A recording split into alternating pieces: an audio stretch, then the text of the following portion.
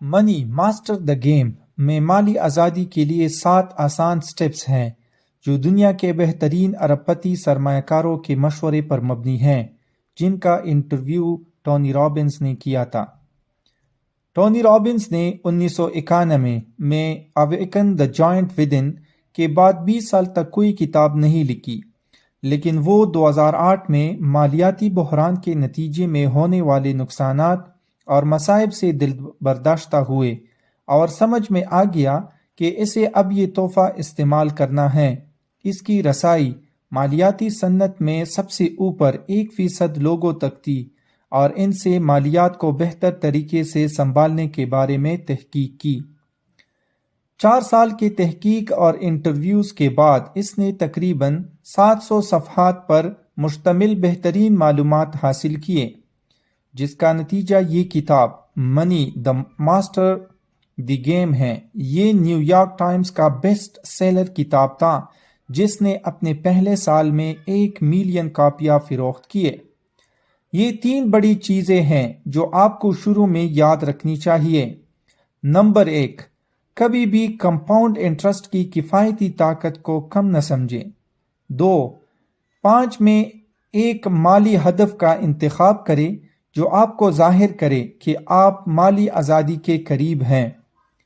Number 3 bucket system کو استعمال کرتی ہوئی اپنے سرمایہ کاری کو ڈائیورسیفائی کریں۔ اب ان کے اوپر ہم بات کریں گے۔ سب سے پہلے نمبر 1، کبھی بھی کمپاؤنڈ انٹرسٹ کی کفایتی طاقت کو کم نہ سمجھیں۔ زیادہ تر لوگ اس بات کو نہیں سمجھتے کیونکہ ایکسپوننشنل گروتھ اتنی بڑھ گئی ہے کہ انسانی دماغ کو اسے سمجھنا مشکل ہے۔ مثال کے طور پر فولڈنگ پیپر چاند تک کی کہانی یا 10 سال کی سرمایہ کاری 35 سال کی دیر سے کی گئی سرمایہ کاری سے بہتر ہے، اور یہ کتاب اس کی ایک اور عظیم مثال ہے۔ جب 1790 میں بنجامن فرینکلن کا انتقال ہوا تو اس نے بوسٹن اور فلاڈیلفیا دونوں شہروں کے لیے $1000 چھوڑے، لیکن صرف اس میں سرمایہ کاری کرنے اور اسے 100 سال تک ہاتھ نہ لگانے کے بعد پھر وہ اس کا ایک حصہ واپس لے سکتے تھے اور اسے مزید 100 سال تک رہنے دینے پڑا۔ 100 سال بعد فلاڈیلفیا نے فرینکلن انسٹیٹیوٹ یعنی میوزیم بنانے کے لیے $5 لاکھ نکالے۔ 1990 میں بینک اکاؤنٹ کا حتمی بیلنس صرف 100 سال بعد 2 ملین تھا۔ بوسٹن نے سرمایہ کاری میں اور بھی بہتر کام کیا اور $1000 کو شاندار $4.5 ملین میں بدل دیا۔ یہ تو پاگل پن ہے نا؟ جی ہاں، تو برائے کرم کبھی بھی کمپاؤنڈ انٹرسٹ کی طاقت کو کم نہ سمجھیں۔ سبق نمبر 2، اپنے آپ کو دکھائیں کہ آپ 5 اہداف میں سے ایک کو منتخب کر کے مالی آزادی تک پہنچ سکتے ہیں۔ اگر میں نے آپ سے پوچھا کہ آپ کے لیے کمانے کے لیے بہترین رقم کیا ہے، تو آپ میں 10 میں سے 9 کا جواب ہوگا $1 ملین۔ اب میں پوچھتا ہوں کہ $1 ملین کیوں؟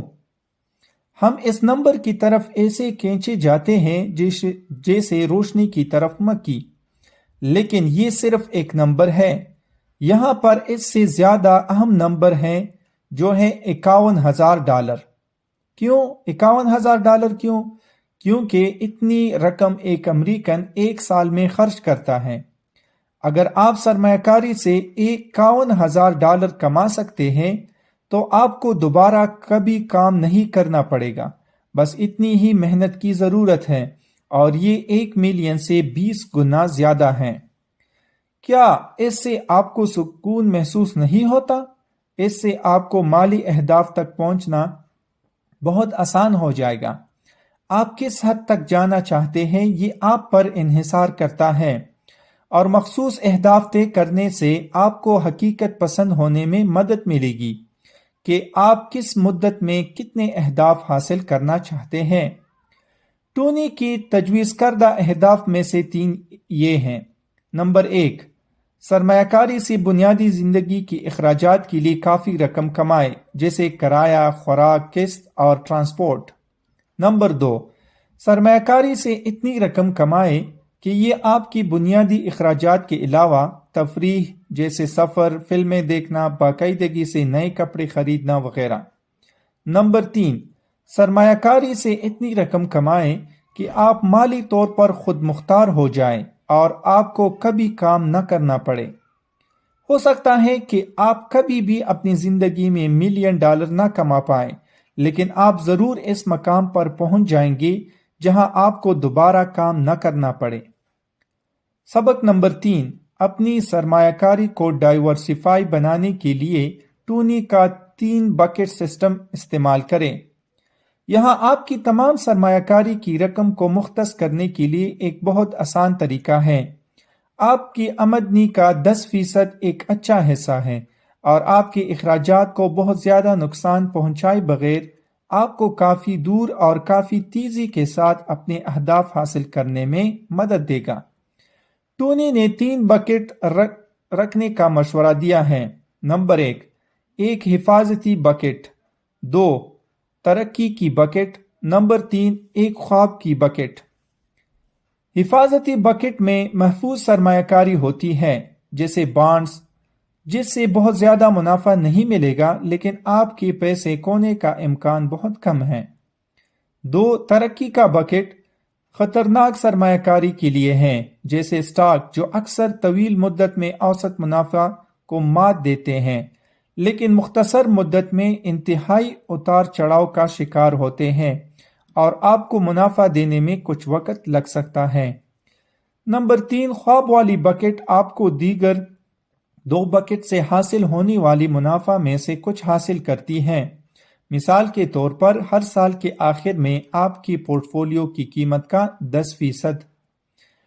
زیادہ پیسے کمانا تب ہی معنی رکھتی ہے جب آپ وہ زندگی گزارے جو آپ چاہتے ہیں، لہٰذا خواب والی بکٹ کے بغیر 2 بکٹ کچھ بھی نہیں۔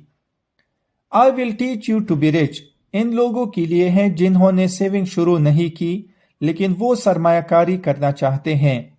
رچ ڈیڈ پور ڈیڈ ان لوگوں کے لیے ہیں جنہوں نے سیونگ کی ہے لیکن ابھی تک سرمایہ کاری شروع نہیں کی، جبکہ یہ کتاب ان دونوں قسم کے لوگوں کے لیے ہے، اور ساتھ میں ان لوگوں کے لیے بھی ہے جو سیونگ بھی کرتے ہیں اور سرمایہ کاری بھی کرتے ہیں لیکن ان کو بدلے میں بہت کم ملتا ہے یا وہ نہیں ملتا جس کی ان کو امید تھی۔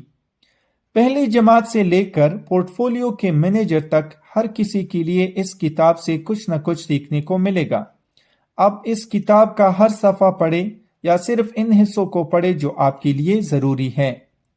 آپ اس کتاب میں دنیا کے سب سے بڑے سرمایہ کار جیسے رے ڈیلیو یا ڈیوڈ سوینسن کا پورٹ فولیو پڑھ سکتے ہیں، اور اس میں دنیا کے 12 بڑے سرمایہ کار کے انٹرویوز ہیں جو اس کتاب کی قیمت سے 10 گنا زیادہ قیمتی ہے۔ اس کو خریدنے کے لیے ابھی اس ویڈیو کے ڈسکرپشن چیک کریں اور اس طرح کی مفید ویڈیو کے لیے ہمارے چینل کو سبسکرائب کر لیں۔ ملتے ہیں اگلی ویڈیو میں، تب تک کے لیے خدا حافظ۔